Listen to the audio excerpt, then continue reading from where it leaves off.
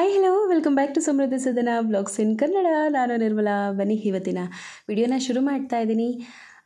ಇದು ಬಂದು day 20 weight loss challenge ವ್ಲಾಗನ್ನು ಸ್ಟಾರ್ಟ್ ಮಾಡ್ತಾ ಇದ್ದೀನಿ. ಈ ವಿಡಿಯೋ ನೋಡ್ತಿರೋರೆಲ್ಲ ಒಂದು ಲೈಕ್ ಮಾಡಿ, ನಿಮ್ಮ ಫ್ಯಾಮಿಲಿ ನಿಮ್ಮ ಫ್ರೆಂಡ್ಸ್ಗೆ ಶೇರ್ ಮಾಡಿ, ಹಾಗೆ ನಿಮ್ಮ ಅನಿಸಿಕೆ ಅಭಿಪ್ರಾಯಗಳನ್ನು ಮರೆದಿರೋ ಕಮೆಂಟ್ ಮೂಲಕ ತಿಳಿಸಿ. ಹೊಸಬರು ಯಾರೆಲ್ಲ ನೋಡ್ತಾ ಇದ್ದೀರಾ ಪ್ಲೀಸ್ ಸಬ್ಸ್ಕ್ರೈಬ್ ಮಾಡಿಕೊಂಡು ಚಾನಲ್ಗೆ ಸಪೋರ್ಟ್ ಮಾಡಿ ಅಂತ ಹೇಳ್ತಾ ವಿಡಿಯೋನ ಸ್ಟಾರ್ಟ್ ಮಾಡ್ತಾ ಇದ್ದೀನಿ. ಸೊ ಇವಾಗ ಎಕ್ಸಸೈಸ್ ಎಲ್ಲ ಮುಗಿಸಿದಾಯಿತು, ಆನಂತರ ವ್ಲಾಗನ್ನು ಸ್ಟಾರ್ಟ್ ಮಾಡಿದ್ದೀನಿ. ಬೆಳಗ್ಗೆ ಎದ್ದೊಳಕ್ಕಾಗಿಲ್ಲ, ಎದ್ದೊಳ್ದೆ 5:30 ಆಗೋಗಿತ್ತು. ಈ ನಡುವೆ ಸ್ವಲ್ಪ ಮಲ್ಕೊಳೋದು ಲೇಟ್ ಆಗ್ತಾ ಇದೆ, ಅದಕ್ಕೆ ಬೆಳಗ್ಗೆ ಎದ್ದೊಳಕ್ಕಾಗ್ತಾ ಇಲ್ಲ. ಆದರೂ ಒಂದೊಂದು ಸತಿ ಎದ್ದು ಬಿಡ್ತೀನಿ, ಒಂದೊಂದು ಸತಿ ಎದ್ದೊಳಕ್ಕಾಗ್ತಾ ಇಲ್ಲ. ಸೊ ಇವಾಗ ಒಂದು 8 ಗಂಟೆ ಸುಮಾರಲ್ಲಿ, ಅಂದರೆ ಯೋಗಿತನ ಸ್ಕೂಲ್ಗೆ ಕಳಿಸಿದ ನಂತರ ನಾನು ಒಂದು 8 ಗಂಟೆ ಸುಮಾರಲ್ಲಿ ಎಕ್ಸಸೈಸನ್ನು ಮಾಡಿದ್ದು ಆಯಿತು. ಇವಾಗ ಆಲ್ರೆಡಿ ಆಯಿತು. ನಾನು ಈ ಒಂದು ಟೈಮಲ್ಲಿ ಏನು 8 ಗಂಟೆ ಸುಮಾರಲ್ಲಿ ಎಕ್ಸಸೈಸ್ ಮಾಡ್ತೀನಿ. ನನ್ನ ಚಿಕ್ಕ ಮಗಳದ್ದು ಸಿಕ್ಕಾಪಟ್ಟೆ ಡಿಸ್ಟರ್ಬೆನ್ಸು. ಎಷ್ಟು ತೀಟೆ ಮಾಡ್ತಾಳೆ ಅಂದರೆ, ಮೇಲೆ ಕುತ್ಕೊಳೋದು, ಮಲ್ಕೊಳೋದು ನನ್ನ ಮೇಲೆ, ಆ ಥರ ಎಲ್ಲ ಮಾಡ್ತಿರ್ತಾಳೆ ನಾನು ಎಕ್ಸಸೈಸ್ ಮಾಡುವಾಗ.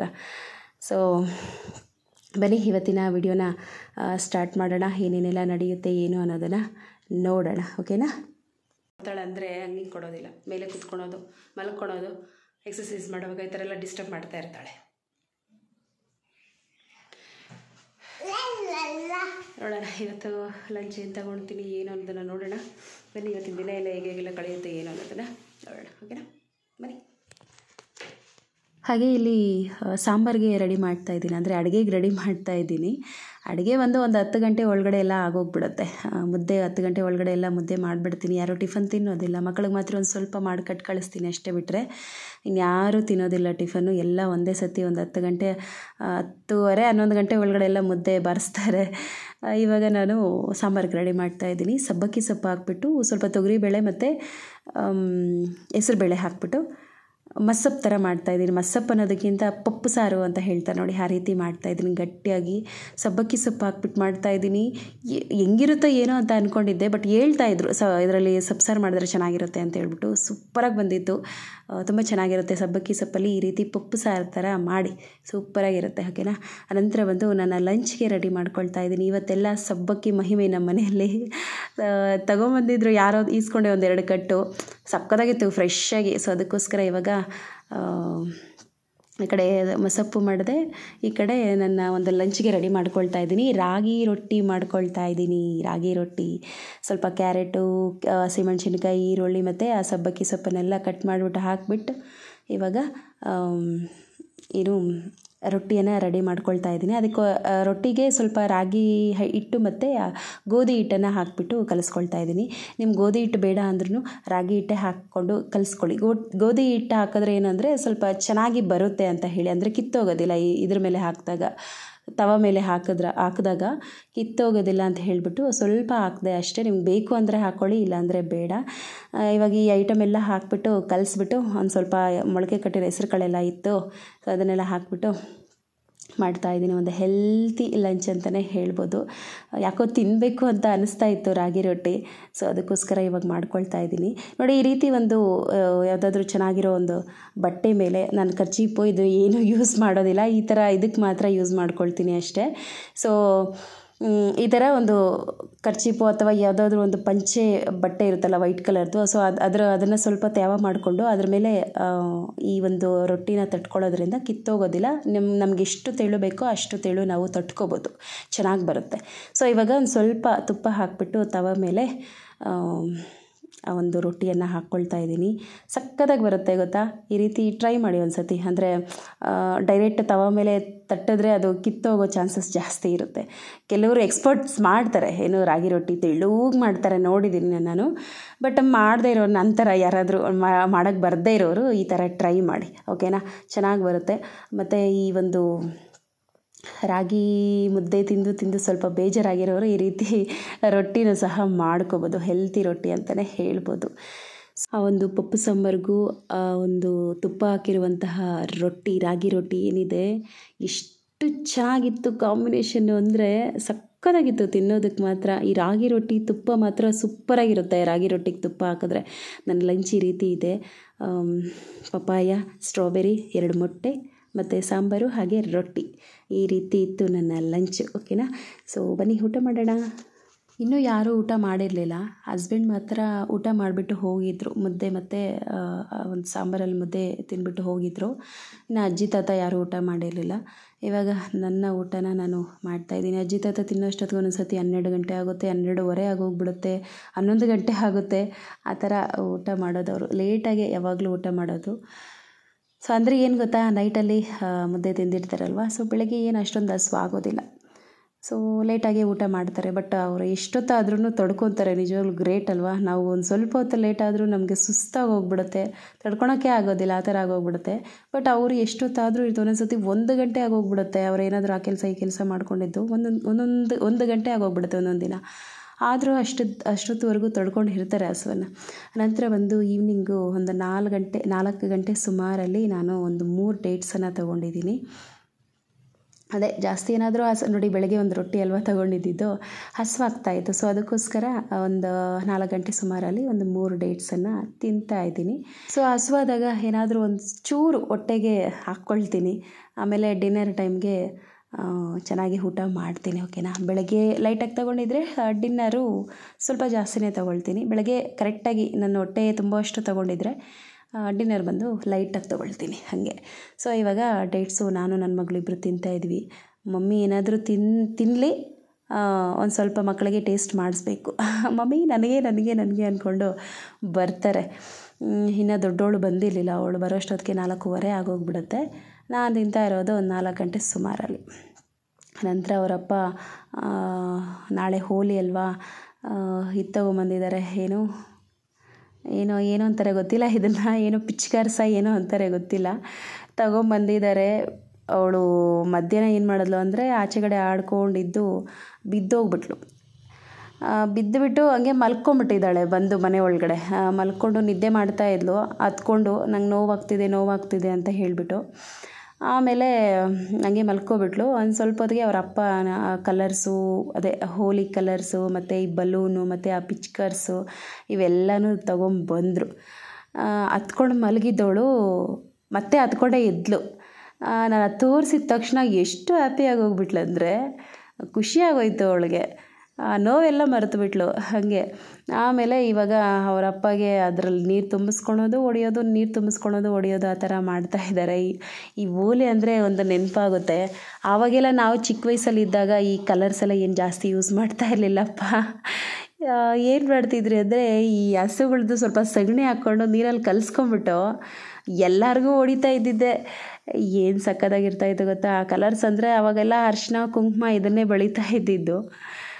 ಇವಾಗಲೇ ಕಲರ್ಸ್ ಎಲ್ಲ ಜಾಸ್ತಿ ಬಂದಿರೋದು. ಆವಾಗಲೂ ಇತ್ತು, ಬಟ್ ಅಷ್ಟೊಂದು ಯೂಸ್ ಮಾಡ್ತಾ ಇರಲಿಲ್ಲ. ಈ ಸಗಣಿನ ಕಲಿಸ್ಕೊಬಿಟ್ಟು ನೀರಲ್ಲಿ ಹಾಕ್ಬಿಟ್ಟು ಎಲ್ಲರಿಗೂ ಚಿಮ್ಮೋದು, ಅದೊಂಥರ ಲೈಫು ಎಷ್ಟು ಚೆನ್ನಾಗಿರ್ತಿತ್ತು ಅಂದರೆ ತುಂಬ ಚೆನ್ನಾಗಿತ್ತು. ಮತ್ತು ಈ ಬಿಂದಿಗೆನೇ ನೀರು ಉಯ್ಯೋದು, ಯಾರು ಹೋಲಿ ಹಾಕ್ತಾರೋ ಅವ್ರಿಗೆ ಉಯ್ಯೋದು, ಮೊಟ್ಟೆ ಹೊಡಿತಿದ್ವಿ. ಚೆನ್ನಾಗಿತ್ತು ಆ ಒಂದು ಲೈಫು. ಸೊ ಇವಾಗ ನೋಡಿ, ಈ ಥರ ಒಂದು ಸಾಮಾನೆಲ್ಲ ಬಂದಿದ್ದಾವೆ. ಇದರಲ್ಲಿ ಮಕ್ಕಳು ಹಾಡೋ ಅಂಥದ್ದು ಅಲ್ವಾ.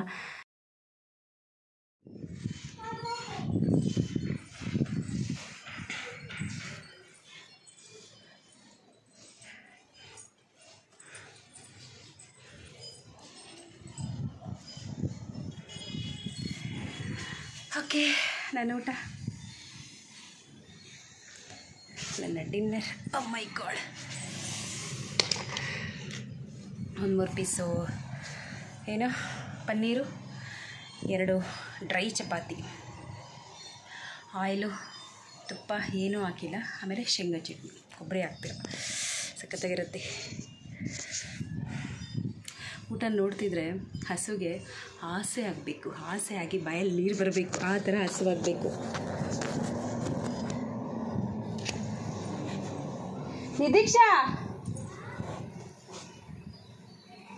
2 ತೊಗೊಂಡಿದ್ದೀನಿ, 2 ಚಪಾತಿ.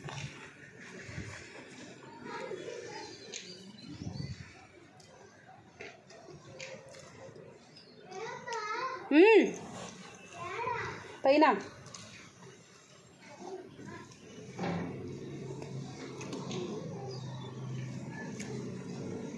ಚೆನ್ನಾಗಿದೆ. ಪನ್ನೀರ್ ರೋಸ್ಟ್ಗೂ ಚಪಾತಿ ಮತ್ತು ಚಟ್ನಿಗೂ ಕಾಂಬಿನೇಷನ್ ಸೂಪರ್ ಡೂಪರ್. ಯಾರಿಗೆಲ್ಲ ಚಪಾತಿ ಜೊತೆಗೆ ಚಟ್ನಿ ಇದ್ದರೆ ಇಷ್ಟ.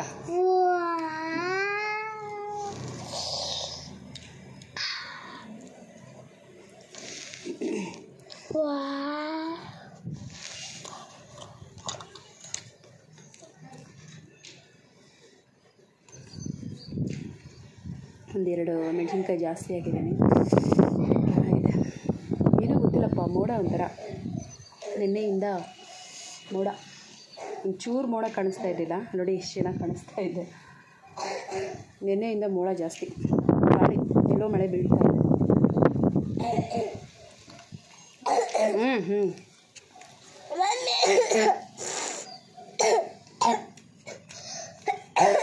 ಇಷ್ಟೊತ್ತು ನೀರಲ್ಲಿ ಆಡಿದ್ಲು, ಇವಾಗ ಕೆಂತಿದ್ದಾಳೆ. ಅಡ್ಪು ಅಂತ ಗುಕ್ಕಿದ್ದಪ್ಪೋ. ಬೇಡ ಅಂದರೆ ಹೇಳಿದ ಮಾತು ಕೇಳಲ್ಲ. ನೀರಲ್ಲಿ ಆಡೋದು ಅದೇನೋ ತೊಗೊಂಬಂದಿದ್ದಾರೆ ಹಸ್ಬೆಂಡು. ನಾಳೆ ಹೋಳಿ ಸ್ಕೂಲಲ್ಲಿ. ಪಪ್ಪ ಕೂಸು ತತ್ತು ಕೂಸು ಅನ್ಸುಳು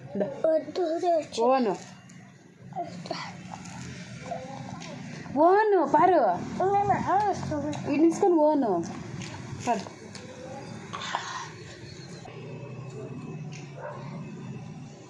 ಯೋಗಿತಾಗ ಬೀಳ್ತಾ ಇದ್ದಾಳೆ. ದೇವ್ರ ಫೋನ್ ನೋಡ್ತಿದ್ದಾಳೆ, ಅವ್ರ ಅಪ್ಪನ ಕೈಯಲ್ಲಿ ಬಿತ್ತು. ಮಕ್ಕಳು ಹೇಳಿದ ಮಾತು ಕೇಳಲ್ಲ.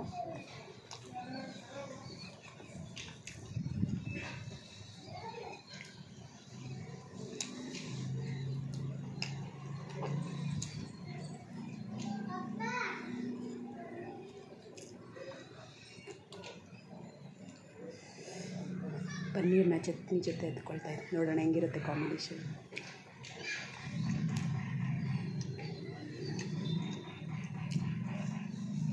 ಚೆನ್ನಾಗಿತ್ತು.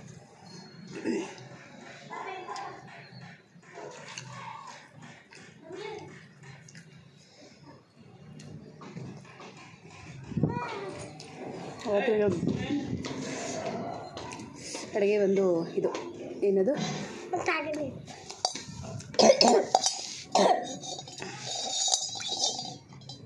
ಒಣಗಿರೋ ಮೀನು. ಮತ್ತು ಎಲ್ಲಿ ಡಿಸ್ಟರ್ಬೆನ್ಸಲ್ಲಿ ಮಾತಾಡೋದು, ನಾನು ವಾಯ್ಸ್ ಅವರೇ ಕೊಡ್ತೀನಿ ಅವ್ರು.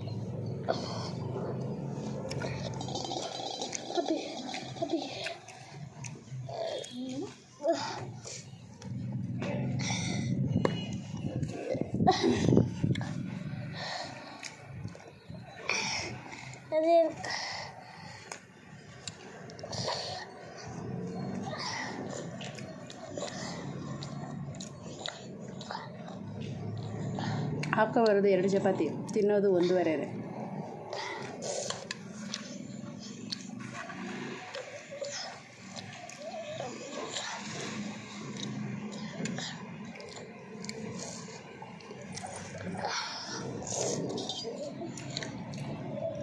ಅಕ್ಕಿಗಳು ಅವರವ್ರ ಮನೆಗಳು ಹೋಗ್ತಾ ಇದ್ದಾವೆ.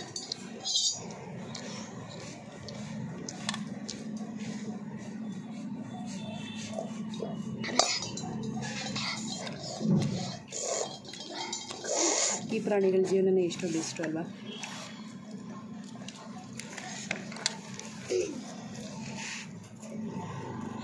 దానికి అడిగింది అవుట్ ఇంకా తింటావా అనేసి.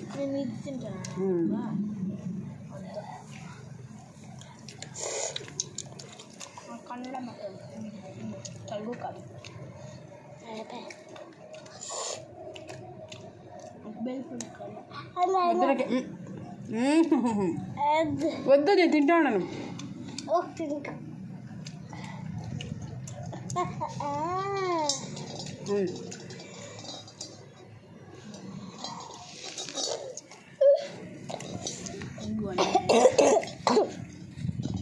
ಹಾಕ್ಕೊಳ್ಳೋದು 2 ಚಪಾತಿನಪ್ಪ, ತಿನ್ನೋದು 1.5. ಏನೇ ಆಗಲಿ, ಒಂದು ರೈಸ್ ಆಗಲಿ, ಮುದ್ದೆ ಆಗಲಿ, ಏನೇ ಆಗಲಿ, ನಾನು ಬಂದು ಈ ಒಂದು ಪ್ಲೇಸಲ್ಲಿ ಕುತ್ಕೊಂಡು ತಿಂತೀನಿ ಅಲ್ವಾ.